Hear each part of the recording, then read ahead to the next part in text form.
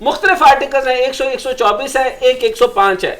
105 के तहत जो है वो साबिक सेक्रेटरी इलेक्शन कमीशन साहब हैं, वो कह रहे हैं कि उन्होंने कोई ध्यान नहीं दिया कि गवर्नर ने अभी सिग्नेचर ही नहीं किए तो असम्बलियां तहलील ही नहीं हुई। तो ये बात तो नलीफाई इस तरह होती है क्योंकि 48 आवर्स के बाद वैसे ही असम्बली डिसॉल्व हो जाती है। एक बात। दूसरी बात सर, उन्होंने एक और आर्टिकल पेश किया है, उन्होंने कहा 254 के तहत जो है वो नागुज़ीर हालात पैदा हो जाएं और इंसर्जेंसी हो और मईशत की ये हालत हो तो इलेक्शन नहीं करवाने चाहिए। और इसके बाद 1700 अरब रुपए जो अब देना है और बेसिकली पाकिस्तान को चलाने के लिए 7000 अरब रुपए का जो बोझ है पाकिस्तान पर, ये तो आपके सामने है। अच्छा, अब मैं जो आपसे पूछना चाह रहा हूं सर, वो आप हैं सदर पंजाब इस टाइम पर। नून लीग जो है वो आप, मुझे तो मैं अपनी तरफ से कह देता हूं उनका कोई ख्याल नहीं है इलेक्शन में जाने के लिए, लेकिन मुझे पीपल्स पार्टी का पता है कि वो डरने वालों में नहीं है, वो इलेक्शन में डेफिनेट हिस्सा लेंगे और वो इमरान खान को इस तरीके से खेलने नहीं देंगे या स्पेस नहीं छोड़ेंगे। अब आप फरमाइए सर, आप अगर 90 दिन के बाद या अब तो थोड़े से दिन रह गए इलेक्शन का ऐलान होता है तो इलेक्शन में उतरते हैं, स्ट्रेटेजी क्या होगी? नून लीग आपको सपोर्ट करेगी और वो क्या, और फजल रहमान साहब का मामला क्या है? क्या वो नून लीग जो है वो इलेक्शन में उतरना चाह रही है या नहीं चाह रही, और पीपल्स पार्टी का लाएअमल क्या होगा?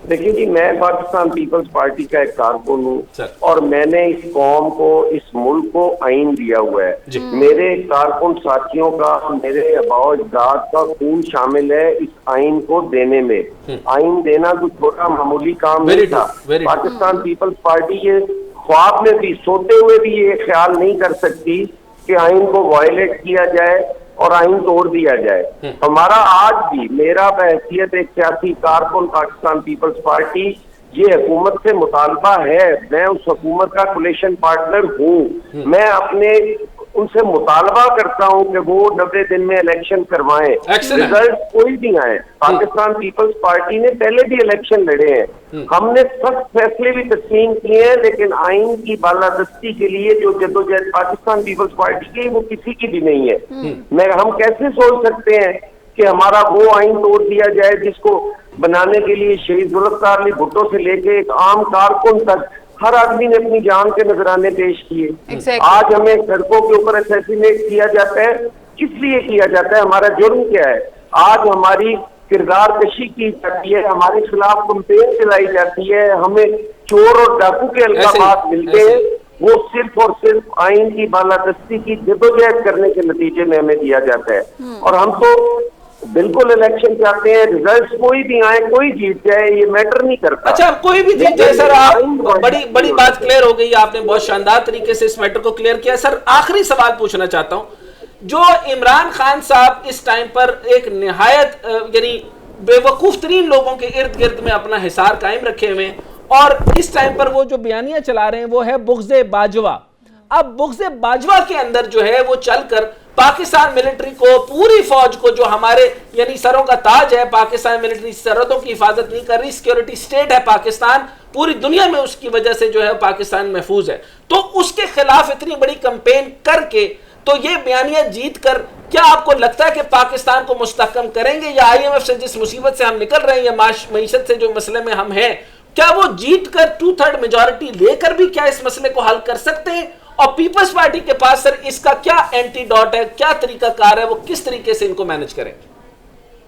देखिए जी, हम तो बिल्कुल इस चीज के हक में नहीं है। खान साहब का अपना एक तर्ज सियासत है, वो एक पार्टी के सरबराह है, मैं उन पे तो कमेंट नहीं करना चाहता कि उनका क्या है, लेकिन पाकिस्तान पीपल्स पार्टी ने इदारों को मजबूत किया है, नए इदारे कायम किए हैं।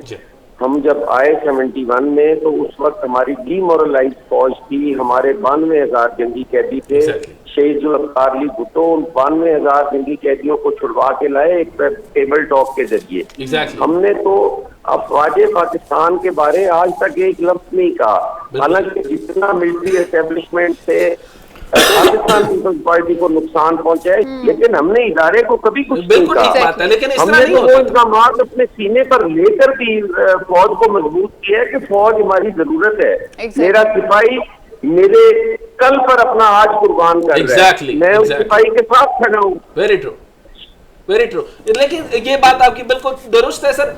3.5 साल सर गोद में लेकर बिठाया, उंगलियां पकड़ पकड़ के चलाया, पैम्पर्स भी चेंज की और नैपीज भी चेंज की, ये बिल्कुल बात दुरुस्त है, और उसके बाद भी वो चल नहीं सके और अब बुग़्ज़ बाजवा चल रहा है, वो मैटर अलग हो गया। आपकी बात बिल्कुल ठीक है, पीपल्स पार्टी जो है वो पूरी फौज के इदारे के खिलाफ नहीं है, वो चंद एक दो लोगों के बात हो सकती है, लेकिन पूरी फौज की तकरीम उन्होंने आज तक इस तरीके से नहीं की।